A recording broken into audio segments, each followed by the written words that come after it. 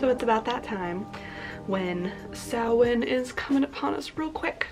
And one of my favorite things to do every Samhain as a kind of closing out to my ritual is I pull a year ahead spread. It's a spread that I got out of Tarot Guide by the Wild Unknown. And it's basically just where you pull the year ahead tarot spread. So basically you just have a card for every month out of the year, and the card in the middle is your theme, I guess, for the year. And so I like to do it every Samhain, and I just go from October all the way through, since it's also Witch's New Year, and kind of think of like, what spiritually am I coming up against, what in life in general am I about to face, what's going on, what's the vibe, what's something I should maybe keep my eye on the horizons for energy wise and see what's going on. So before I do it every year, I like to also review what the hell happened last year as it happens, and I pull it, and sometimes I'm very attentive to what card is centered for that month, but many times I just forget and I kind of move on with my day. So let's look back and see if it was accurate. I do post it every single year on my Instagram, so look out for that come sometime in November for this next upcoming year if you're interested in what the hell my life may or may not be doing. With my lovely little spread here. I'll probably also pop it up on the screen. So first things first, for the theme of the year overall, my card was the Magician, and the whole idea, I think that really resonates very well when I think of all of the ways I have possibly fallen short from last Samhain to all the things I've grown, has all been about me enacting and me really like driving home and me taking control and using what I have at my current disposal and just making shit happen. If I fall short of that, I have to do yard work whenever, right? Like, you just can't, there's noise when filming, people. We can't do it. I need that SpongeBob meme. What is it? 75 years later. Like, no. Anyway, so yeah, the Magician definitely kind of comes up for me, because I can see where things I've fallen short are the times where I didn't say like, oh well, maybe it's not the right time, maybe it's not the right energy, maybe it's not the right you know, I second guessed myself and didn't dive all the way in with my commitment to something, and that definitely, I think, overall had an effect. Are they blowing leaves? What are they doing? So yeah, I think that definitely applied overall to my year, and I think it's one of the things that was kind of a harder lesson for me to comprehend with that type of energy, right? Like, knowing that I really wanted to be the person that enacted all these things, so that can be difficult, and taking ownership of the times when I didn't definitely is something I did. But anyway, again, as I said, I've moved from, I start the pull on October, so the first month out of it is November, and for that we had the Knight of Swords. And that was definitely something that came up for me. Now for me, the swords is air. I know sometimes swords and wands, people switch up the air or the fire or whatever, but for me, swords are air. And it was a lot of intellectual prep for things. Knowing I was moving, knowing I was getting together, it did feel like a lot of charging forward, in that sense of get your fucking ducks in a row. Make sure you have the money put aside before I moved, making sure all my stuff was put together. There was a lot of me moving different rooms at the time because I was helping my parents out with certain things that they were doing at the same time. So it was a lot of that. I think that's pretty accurate. And then right after that, for the month of December, is the Knight of Cups, which makes, again, that one fits as well. When I think of all the kind of like emotional, overall healing feeling of, it was interesting because it was also, I think, a little bit of the reversal of the Knight of Cups as well, just because there was definitely a bit of just like, holy shit, I'm moving. It was closing in on it. It was me telling my boss, hey, I'm leaving. You can either keep me remotely, which thankfully they did, but you know, like, maybe I was gonna be out of a job. There was a lot of things that were just kind of very emotionally tumultuous. On top of that, it was also holiday season, so like family was all around. I think it's just one of those times where it was so emotionally charged for me. No matter how much I had prepared, it didn't matter. A major change was coming, and that was just something I had to deal with. And then January is the Nine of Swords, and then on top of it, after I pulled this whole spread, I was like, I need a clarification card for that, because that's the month I'm supposed to move. No, I want happy, good thoughts. And that is, I pulled on top of it the Queen of Swords. So I think overall that was very accurate. It was very tumultuous. There were a lot of things that came up. Originally I was supposed to move earlier, and I ended up moving later because I was worried about being able to drive through the mountains and some snowstorms that came through. My parents actually had a horrible time driving back because all the roads were flooded. Some of the roads along the coast had even like fallen off into the ocean. Like there was a lot of shit that kind of came up, and I was constantly stressed and constantly worried, and I just had horrible migraines because of that too. It was a lot of just like, holy fuck, shit is happening, and it was kind of survival mode. And using that Queen of Swords, just like her embodiment to kind of like get me through, just like I'm like, no, we're taking charge, we're getting shit done, there's a logical way to look about this, and we're gonna take stuff on that way. Yes, Candle, jeez, it is flicking like crazy over there. For the month of February is the World, and that is a completion of a journey, which I think is very, very poignant in so many senses. It was funny how you can kind of feel when I think you get to a new place how everything is a fresh new start, and everything felt like it was, you know, like, oh, everything's new and shiny and yay. But for me, instead, it felt almost like, oh, I'm here. Like it did feel more like a conclusion, and that was kind of weird for me to realize that a lot of different things in my life that I once considered so much of a journey, like I had finished that journey. I had moved across the country, and if I didn't wrap up a lot of quote-unquote loose ends that came along with that, then I couldn't 100% start anew. So even though the completion I think was really great, in a lot of ways that was pretty stressful at the same time as well. Then we had one of the months which I was extremely excited about, but also like, holy shit at the same time, is the month of March is the Wheel of Fortune. The Wheel of Fortune to me is it's my favorite out of all of the cards. Major arcana or minor, it's the card that constantly reminds me that the only thing consistent is change. Maybe that's just the Gemini in me, but like it's such a comfort, and also just such a empowering card to have and to see ever. It just always lights me up, even if it means that change is coming in a very bad way. It's like forcing the thing forward. I don't know, the idea of always moving forward makes me feel good. And in that month it was interesting, a lot of people seemed to come back in a weird way. Like there were a lot of older friends of mine who had lived here that I knew from grad school 3 years back that I haven't spoken to at all. And in moving to Portland and being excited about life again, and contacting and reaching out to people, I met up with a lot of old friends, and then I made some really awesome new ones that quite honestly I think will probably be my friends for a lifetime. I connected with a lot of different people during the month of March, and I think the Wheel of Fortune was kind of bringing that. It was bringing in this cycle change of, I was in kind of full hermit mode in Arizona. It was a lot of me needing to isolate in a way to figure myself out, my spirituality, what I actually want to do, where I actually want to live, like kind of how, like now being out of all of the schooling, what the hell did I want my life to look like, and realizing that following a previous trajectory wasn't going to work. And so the Wheel of Fortune kind of just introduced this whole new cycle of connection, which was very interesting.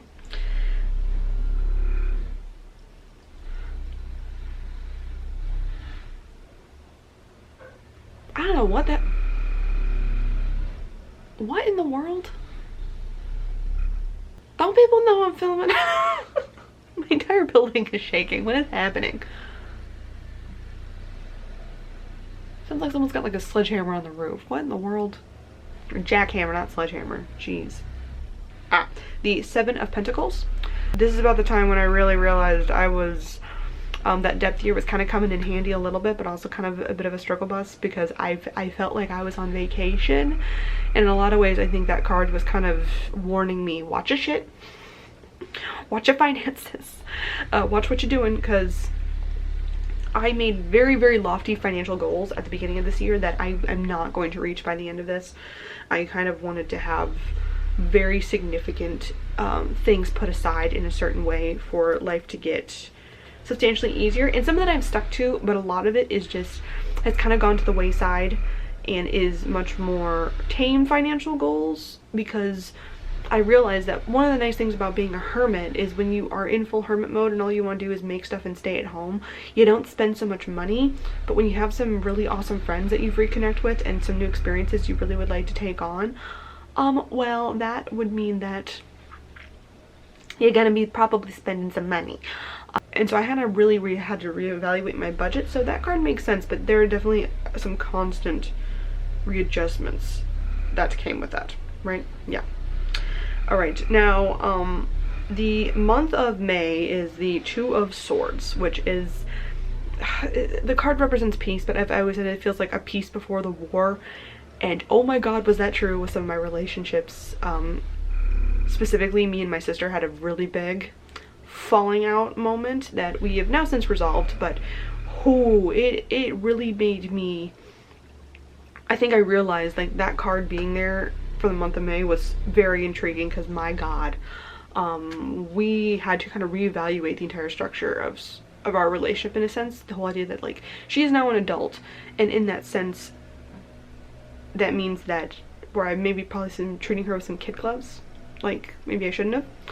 You know, I had to kind of put my foot down and realize that now being in a new place, in a new cycle of life with relationships and everything, that means that if I need to redraw new boundaries, I'm in full right to do that.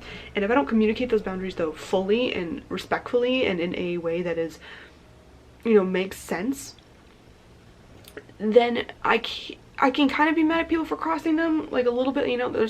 I feel like there's a little sense of common decency of like, don't be rude in a way, but at the same time, if you don't communicate your things properly, shit's gonna go down, it's gonna be bad. So I had to take like some time and some moments to like really recatalog, and I think there was a lot of upheaval, but overall I think our relationship is a lot greater and stronger. But I definitely, like, I kind of looked at that card going like, what the hell does that mean? I remember when I pulled that, because that card always comes up and I'm like, this feels like tensiony, like it's like peaceful, but it feels like she's on guard, like war's about to happen, it's on the horizon, like storm clouds are rolling in type of deal. And that was the thing. Yep. For the month of June, my birth month, it was the Ace of Wands.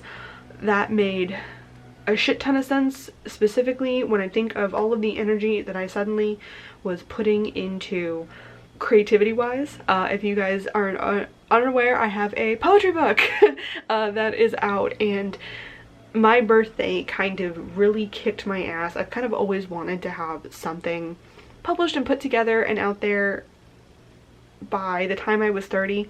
And so thinking about, even though my 27th birthday is like, you still got plenty of time, like it just kind of put a little bit of a fire under my ass. And having this idea for a poetry collection, and so many guys had requested it, and those of you that have picked it up, that's really awesome. But that is the month in which I pretty much created, and I think I put it out and released it in the month of July, but that was pretty much the month where it was like all collected and put together as a whole, and I like fine-tuned how to look at stuff and put little sketches into the book. Like most of the creativity of the actual layout of the book happened in the month of June, so that was really kind of awesome. So Ace of Wands, yeah, no, the whole like sparking of we're gonna fucking finish this damn book, like we're gonna goddamn do it, was really damn awesome. The Knight of Wands, I think, is kind of a continuation of that in the month of July. It was me putting out the poetry book, being really excited for that. But also, I think that is also around the same time that I kind of finally decided to really kick my ass when it comes to my health. And I think I finally saw huge results that I wasn't expecting, aka I joined a yoga studio. I really focused in on what I was eating, and, you know, finding a habit that really helps keep me in line, going to the doctor on a regular basis for like my headaches, whether that be a chiropractor, checking in with my OBGYN for hormone related stuff. Like there's a lot of things like that. Like I just lit a fire under my ass. And July, it took a little bit, but I think that's kind of what that is speaking to, in a sense, because overall, I don't know, I guess it could also speak a little bit to romance as well in my life, because there was definitely some reignited passions that kind of happened and flickered and kind of went fast. Like they kind of like came charging in, but then I put a kibosh on them very quickly, because I realized I had entered into, I don't know, a structure of romance. Basically it was a lot of more casual in a sense, right? And I just wasn't feeling that, and so I kind of pulled back from that romantically, but it did spark a certain understanding. Could I pinpoint one date being the Knight of Wands? I mean, kind of. I don't know, I kind of feel like that card represents a lot. It represents, I think, a lot of the fire of my health, and I think it's pretty accurate overall. But I think it could also represent a certain, like, the reverse Knight of Wands, like the epitome of that type of person, is kind of who kind of came into my life and I was quickly left, but things happen. For the month of August, we have the King of Cups, and oh yeah, that definitely definitely has resonated. August was the month of the most weddings that I went to, and I think, you know, that king that represents that real big hold on emotions within the cup suit makes so much sense. I had to, that's the month where, I can't remember if it came out, but I filmed the, what am I sticking up for myself? And I was confronted with a lot of weddings, all of which were very joyous occasions, but it definitely had me confront a lot of, oh, well, where am I in my life? And am I standing up for my beliefs? And, you know, there are these fantastic things that I'm so happy for my family and I'm celebrating, but, you know, checking out these relationships that seem really awesome and really strong, and even if I don't agree with quote unquote their spirituality, I can tell such strong partnerships, which each wedding that I went to, like there was no weddings I went to where I was like, I don't know how this is gonna work out. For me, pretty much everything was me witnessing a partnership where I was like, damn, like I really hope I find someone to match me in that way that these two have found each other to match them.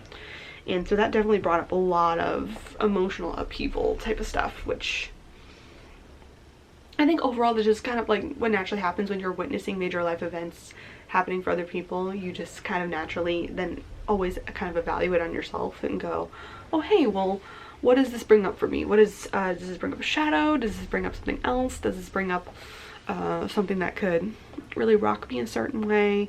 You know, that type of thing. And then for the month of September, which was glorious in itself, was the Ace of Cups. Oh, there was basically that is turned into the month of so much creation, so much emotional fulfillment. When looking at kind of the build up to these last 3 months, when I remember when I pulled this, I remember looking at the King of Cups, the Ace of Cups, and I just thought of all that emotional, like the Ace of Cups specifically with the overflow of the emotion. It always reminds me of that concept of you have to fill up your own cup and then have yourself overflow in order to help others, as opposed to, you know, constantly pouring yourself out and emptying yourself out to help out others instead. Like, that's not helpful. It's better to overflow constantly. And that image in the Rider-Waite Tarot, which is so the overflowing cup, the birth of emotion, it really reminded me a lot of self-love, and Kelly and Maddox does the self-love September thing. And I remember looking at that going like, okay, does that mean like, is there a huge emotional connection I'm gonna have, or am I really gonna have to fight for some self-love? Like, what is it gonna happen? And it's interesting because I didn't feel like I had to fight for anything. It didn't feel like some big emotional start happened per se. Instead, it just kind of felt like everything clicked into place. Like, it felt like a lot of just me maybe facing a couple shadows here and there, but overall it was very cementing and emotionally, I think, centered on myself, which is interesting because, as I've mentioned on my channel before, during the months of June, July, and August, those were the months where I was dedicating to my deity. So I wasn't doing any magic or anything to myself. And coming in September, it was very weird to shift back over to focusing my magic on myself and what other things I could do with it. You know, kind of in a way disconnecting from my deities for like a little while, being like, okay, I gave all this stuff to you now. What about me?